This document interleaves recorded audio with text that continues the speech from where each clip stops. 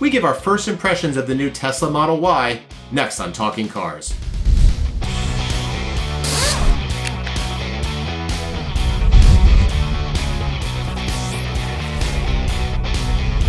Hi everyone and welcome to another episode. I'm John Lincove.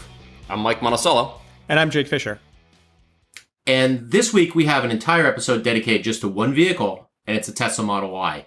We bought ours anonymously and online, like you do, and it finally came in. What we got was a 2020 Tesla Model Y long-range all-wheel drive, 384 horsepower combined from two electric motors, one-speed direct drive transmission, all-wheel drive, like I said. The base MSRP for the Model Y now, $41,100, but the initial versions are all long range. So the $11,990 long range dual motor all-wheel drive option, plus we have $7,000 full self-driving capability on this, adding in $1,200 for destination, came out to a total cost of $61,190. We've been waiting for this for a while, but with COVID and with some of the factory shutdowns and the ramping up, took us a little while, but it's finally in our possession. Jake, Mike, you've both driven it. Mike wrote some interesting stuff on CRO of 5 things that we're going to kind of look at about the car. Jake, from drifting the Model S all the way to updating software, you're almost like the Tesla guy. Tell us your first thoughts on this one. Well, first of all, I got to correct you because you said full self-driving capability. You got to eat those words. Full self-driving option package. Different. Okay. Totally different. So, thanks for that. But I mean, we can get into that. Let's get into that later. I mean, let's just talk about this as a car. So, I mean, certainly we've been testing Teslas for a long time. And, going back to, the original Tesla Model S that we tested back in, it was a 2012 model. I mean, it's been a while now. You gotta really respect the fundamentals of these cars. They are quick. They are really fun to drive. And this Tesla Model Y is really no exception. I mean, it feels like you're in a sports car. Really, big picture, what the thing is, it's basically a Model 3 hatchback. I have a hard time even calling it a SUV. It's a little taller. It's got the hatch in the back. Certainly a lot more room inside, especially that rear seat. But fundamentally, it's a blast to drive, just like the 3. Quick, great handling, very balanced. So, Mike, you did a story on it, and can you elaborate a bit on what the benefits are of the body style of the Y over the 3? Because that hatchback really does almost solve a deficiency an immediate deficiency that's in the 3. Absolutely. Like Jake says, if you look at this car, especially in person, I brought it home and someone said, "Wait, that's an SUV?" Because it doesn't look like an SUV. It looks like a kind of a taller, more bubble-shaped Model 3. But the benefit is you get extra headroom and especially the rear seat room. It's like it took all the good things about the Model 3, kept them, all the quick acceleration, the sports car-like handling, the fantastic driving position. I love the driving position in both cars, decent fit and finish. But it took the bad things some of the bad things about the Model 3 and made them better. Now you've got actual headroom in the rear seat, like plenty of headroom in the rear seat. There's more rear seat room. It's actually comfortable. There is some leg support, which there's almost no leg support in the Model 3. So adults can sit in the back seat of that thing. Now you've got a hatchback configuration. Yeah, you could fold the seats down in the Model 3, but now you lift that hatchback, fold the seats down. You've got tons of room in there. So, I mean, it's basically a improved Model 3 if you think about it that way. Is it the vehicle that changes the definition now for people of SUV to hatchback? I mean, because let's be honest, a Honda HR-V is a hatchback basically. All these little SUVs are still hatchbacks. Now all of a sudden there's like anger of people saying it's not a SUV, it's a hatchback. So, are we back to the hot hatch world? Is this going to be where we're going forward? I mean, I think that time has come and went. I mean, crossover, right? That's a common vernacular that we keep on using. They're just cars. Let's just get over it. They're cars. Some have a hatch in the back. Some are a little higher. Some are a little lower. But what I don't want to do is kind of say, oh, it's a hatchback, it's not an SUV, like it's a negative. It's not a negative at all. I mean, you have a lot of functionality, a lot of room here. Just because it doesn't have like big side moldings on it or, big knobby tires is not a deficiency. It's a lot of, really good package, I think, on this.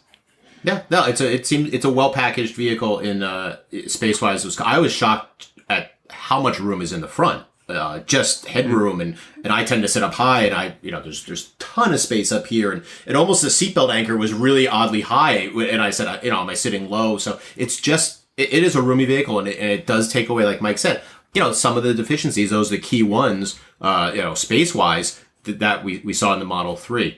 Like what you were talking about, John, with the that driving position, because it's got so much glass area. Yes, it has very thick windshield pillars, but it has so much glass area, and the sloping hood, because there's no internal combustion engine up there. You've got this great view out.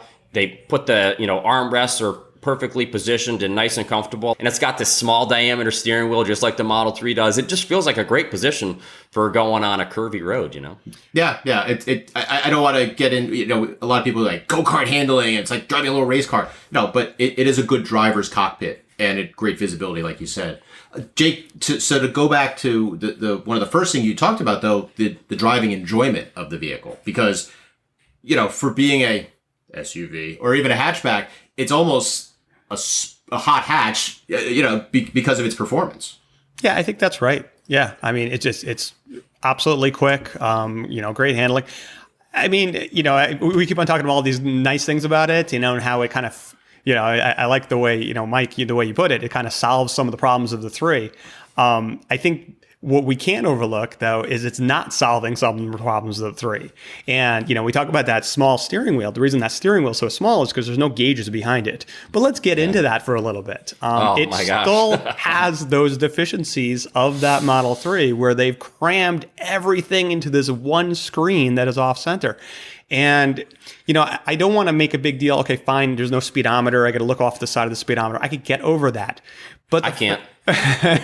Well, but the things that drive me crazy is, everything is still in this screen. I mean, they had an opportunity to give me an adjustment for the mirrors, just like they have in the Model S, just like they have on the Model X. Give me an adjustment for that. I don't have to go in through menus. Give me an adjustment for the wipers. Give me an adjustment for adjusting the steering wheel.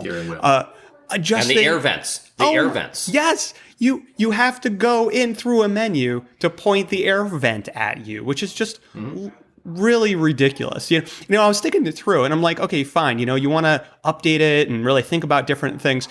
Something that's very manual is the mirror, the rear view mirror. That's manual. You think about it, like trying to make this convenience where, like, one of the neat things that Tesla does is they have all these driver profiles.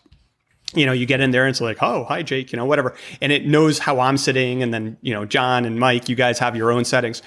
You want to make everything electric. Why don't you do that for the rear view mirror? That would actually be helpful.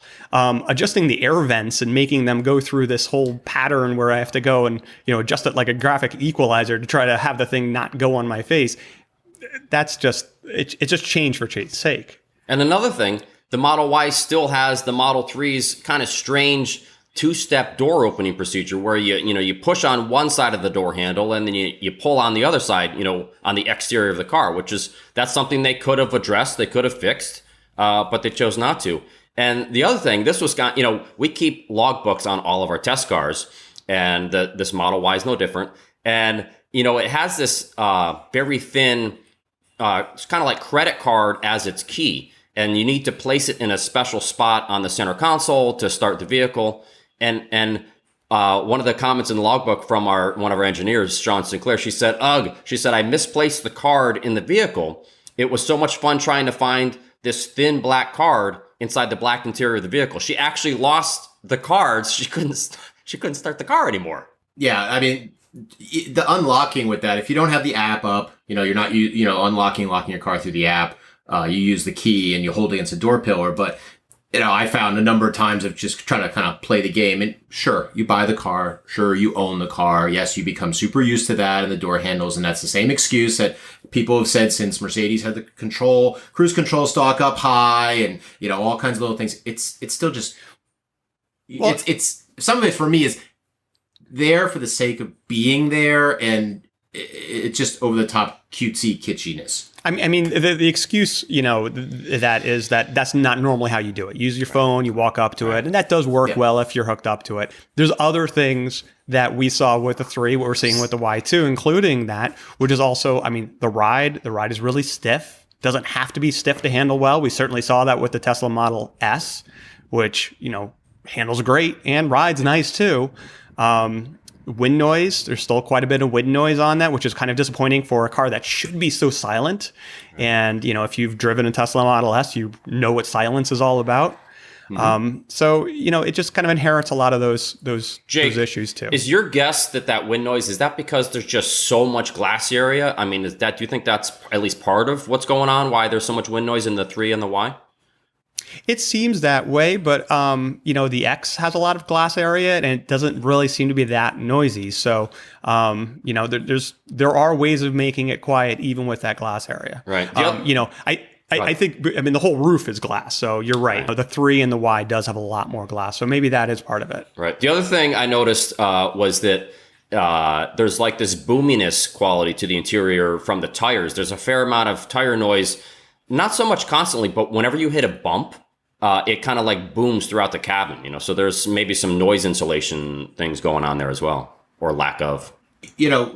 One aspect of it is the minimalist interior, and it kind of gets into the whole pro and con of of the car, good bad for the Model 3 as well. Is that so much, like you said, done through the screen, but also that there's almost a divide in some ways about, is it nice and sleek like a Bang & Olufsen stereo? Is it IKEA like, Swedish furniture like, or is it just, for goodness sake, the car is $60,000, and it's really kind of Spartan feeling inside. Where do you guys what's your take on that side, that part of it? Yes, it's Spartan. I think I've said it before about the Model 3, and I'll say this, it's almost like a Chromebook of a car. It's like, it's just the stuff you need, and they kind of get rid of the stuff you may not need. But I don't think anyone is going to complain if they give you, I going down the list again, like a little thing where I could adjust the mirrors and I could adjust the steering wheel, or I could adjust those don't make the car worse, and they don't make the car cluttered. So there's a little bit you could add to this that would just make it a lot. Stock for the wipers, please. Come on. Yeah. I don't think that would harm the starkness. Even if they left out the gauges behind the steering wheel, even if they did that, but just some of the things that you shouldn't have to go through menus. So I want to switch gears a little bit and get into the safety features on the car, because the Tesla does come with a real full complement of safety features: forward collision warning, automatic emergency braking, lane departure warning, lane keeping assist. It has a blind spot warning system, and I think it's part of the full self-driving package. But Jake, there's a little discussion that we've had about that system, the blind spot system in particular. Sort of blind spot. So first of all, there's a couple of packages, and I know it's confusing because there's the optional autopilot and there's the optional full self-driving package. Now, Tesla, to their credit, they're providing the safety systems that is standard. You don't have to go and jump up to all those things. So that's terrific. And we actually give the vehicles points for that they're just saying standard. The one caveat is, like you talk about, the blind spot warning. And this is one that really we struggle whether or not we really want to call this blind spot warning at all. Now, the car has lots of sensors. It's got lots of cameras. It certainly knows if there is a vehicle in your blind spot. With virtually every other vehicle, the blind spot warning system works is you look in your side view mirror, and if there's a vehicle there that you cannot see through that mirror, you'll have some kind of indication. You might have a light on the mirror, on the column, but where you're looking for that car. What Tesla does, they're using that big multifunction screen that they have, and they program it so you can see that car in that screen.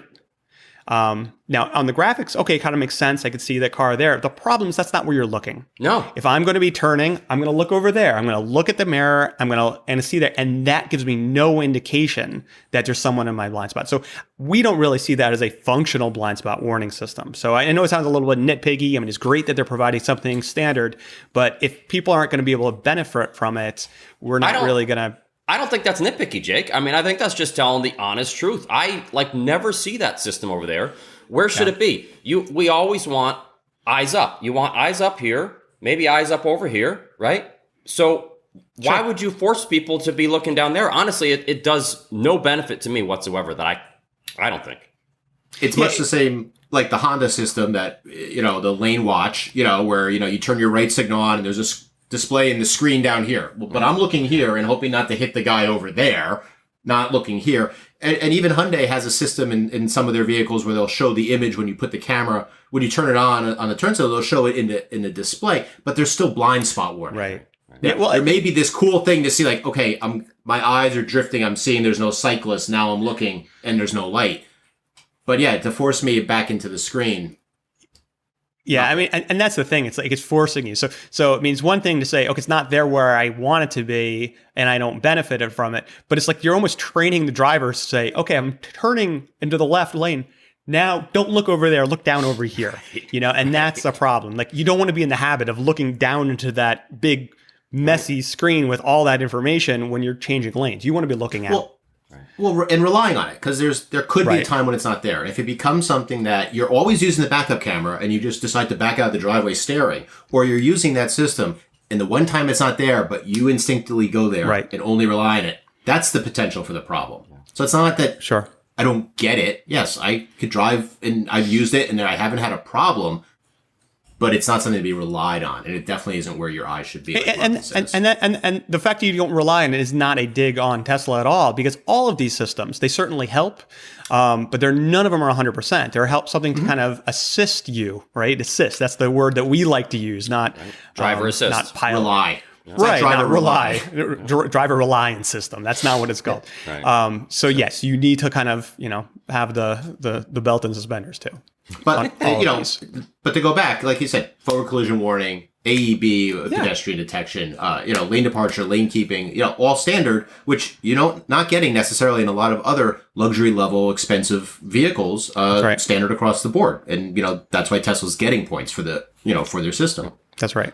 It does bring us to some more software stuff, and we'll go into another new system that's in a beta, and it's a traffic light stop sign detection. Mike, do you tell us a little bit about the system that they're rolling out with the Model Y? So if you turn the system on, if you tell on the center screen that you want the system to work, it will automatically bring the car to a stop at a stoplight. But keep in mind the way it's designed is it's going to bring the car to a stop at every red light, yellow light, green light, or stop sign. So if the light is green, the car is going to try to slow down. It's going to slow down and stop it where it should for a stoplight. You're going to need to pay attention to that and either hit the accelerator pedal or the stalk on the right side, and that will tell the car you want to keep going through it. So that's what it's supposed to do, which is a little strange. Because it is beta, and they call it beta, which autopilot is still beta, and that's been around for 5 years. It just means that it's not fully developed. This is technology that's not fully developed. So the car can read the color of the lights. So it's designed so you could set it so it'll stop it at lights and stop signs. It can read it and actually lets you know that you could see it. So when we first enabled this and tried it, it would stop at every green light. It would show you that it's a green light. It could tell it's a green light, but it'll still bring the car to a stop. And then you flip either the stalk or you hit the gas and you can go again. Bizarre. I mean, I suppose it's kind of the abundance of safety that they want to. They'd prefer to stop than not stop, right? But we just got a new update on the vehicle, and it's changed the behavior of the system. So, and if I could interrupt, the system's called traffic light and stop sign control. Correct. Yes. So, thank you. Thank you. Which they may change too. Who knows with an update? But that is part of the full self-driving package. Which let me be super clear. This is not a full self-driving car at all. Never Not even close. Anyway, so yes, that is the system we're talking about. We just got a new update. So now it will go through the green light if there's a car in front of you. Okay. So it's following the car in front of it. It's doing what the car in front of it is doing? Right. So if the car in front of you if there's a car in front of you and it's green, it'll go through it. If there's no car in front of you, it'll stop at the green lights. So, I mean, it's one of these things where there's updates and they keep on changing the behavior of the way this car drives.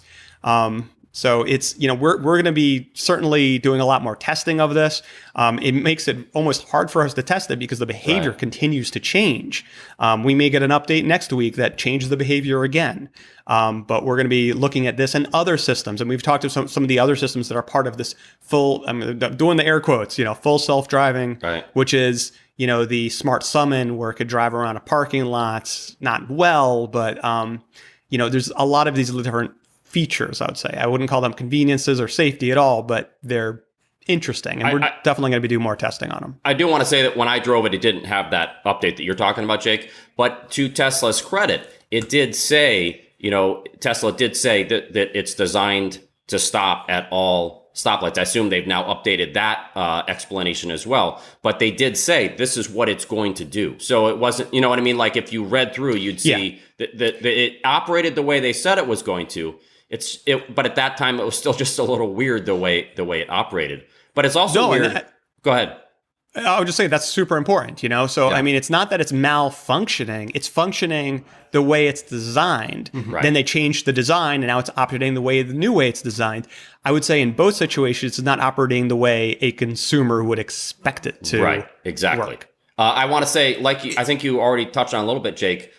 If you look on the screen, it says auto steer, traffic light and stop sign control, navigate on autopilot, and summon parking feature are all still listed as beta. Yep. And autopilot, the steering itself, which has been over 5 years, that is listed as beta. So, I mean, the interpretation is just these are not completed features. These are still kind of... So wise, useful? Does it give people a false sense of security? I mean, is that... Well, I mean, look, we're going to certainly do a lot more testing on that. But I think some of these features, I mean, autopilot, we certainly talked plenty about autopilot, and that does give you a false feeling of security because it is quite reliable most of the time.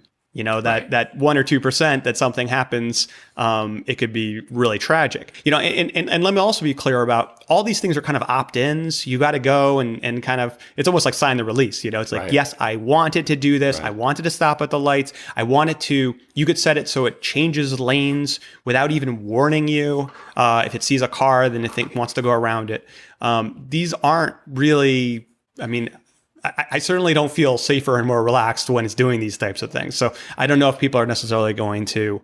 It's a feature that people are going to be like, wow, that's kind of neat, but it certainly doesn't make it more relaxing or safer. Yeah, and I think that in the end, all this really needs to be brought up. That this is Tesla's way of going towards full self-driving. It's their steps and stages along the way. They know it's not a full system. They've said it's not full self-driving, even though that's the name of a package. And we're just going along the way as they send updates. Of course, we look at the systems and then redo it, reevaluate it, and look at it, and we'll continue to do this. So if the stop sign recognition system gets updated along the way again, we'll continue to do that, and we'll report on it here. It does, interestingly enough, bring a question. Often we don't get questions about a car, that we just bought, but we have a gentleman named Gary, who sent us a question and says, I'd like an electric car update. We own a Model 3, like the car, but the ride is rough and too low. We have a Model Y on order. Hope it will be better. What other cars should we consider? Jake, this is something you wanted to talk about, just the similarities and differences, but what it means for him for the car being based on a Model 3. Well, I mean, I think we covered a lot of the differences, right, with the Y. I mean, you're not necessarily going to get a much better ride. You're certainly going to have something a little bit higher and a little more functional. I mean, I know, Mike, we were talking before. It's like, is this the Model 3 that you should buy? And it's sort of that argument that, like, if you're going to buy the Model 3, go ahead, buy the Y. The only caveat I would say about that, and And, the Model 3, we do have the reliability data of. The Model Y is, with Tesla, they have not been a very consistent performer when it comes to reliability. It is possible that the Y might go down a little bit in terms of reliability compared to the 3. New introduction. I mean, again, this is not even necessarily a ding on Tesla. This is just, we see this with all automakers, that when they introduce a new model, even if it's based on something else, sometime new processes, new whatever, there can be. So you're taking a little bit more of a risk when you're looking at a Y versus one of their other vehicles. Certainly there are other options though. And so, but what about, one option would be maybe wait about, a year from now, and maybe then would be a good time to think about buying, let them get through any potential kinks in the armor over this next year or so, because we know Tesla will update along the way and fix things if that does happen. Yeah, I think, like for any vehicle, the tried and true. Now, Tesla makes a lot more running changes as they go than the traditional manufacturers. So it is a little hard to say, like, yes, wait this period of time, but you certainly want to see first your reliability data come out. You want to see how Tesla also progress with Model 3. If Model 3 drops off because they focused on Y, that could be an issue as well. And we've seen that with other manufacturers that, all of a sudden they focus on the new vehicle and something old drops off and vice versa. I find it hard thinking about what other cars to consider, because I think about the Tesla Mystique and some of the Tesla mindset as much as I could get into for the owners. Like, I don't think at times that there is another vehicle that a person who has a Tesla and then has one on order would actually consider. I mean, maybe if you had an S, you would go for a Taycan just to be new and different, in that stratosphere of price. But really, I couldn't say like, oh, the Hyundai Kona, the Kia Niro would be a really great option for you instead of a Model Y. I mean, it's nothing against those cars. It's just the way the world is with Tesla. The problem is that I don't know Gary. I remember the very first Talking Cars that we did like a zillion years ago. It was actually a call-in show. We could like talk to people. I had hair. I did too. Well, that wasn't that long ago. So, but it depends on what's important to you. So to a lot of people, if you're just looking for an electric car and you want something to get around, you want to be environmentally conscious, you know what? I mean, I wouldn't not consider the Hyundai Kona. I mean, the Hyundai Kona has a lot going for it. It is a very nice vehicle. Mm-hmm. But John, you are exactly right. I mean, it does not have that Tesla mystique. It does not drive like a performance car like the Tesla does. So it depends on what's important to you and why you're interested. You have to sit down and say, like, why am I interested in Tesla? Is it because I want something that's like, just in the future and drives like a sports car and super fast? Or do I want something because I want to be environmentally responsible? I want something electric? Because there are other options. Well, on that note, we're going to wrap up this episode. We're still putting the Model Y through testing, so we'll continue to have updates as we put it through test. If there are any software updates and any changes, we are going to have some new content coming up soon on consumerreports.org. Also, please check the show notes below for more information on what we talked about the Model Y. And also, as always, send us your questions, talkingcars@icloud.com. As always, thanks for watching, and we'll see you next time.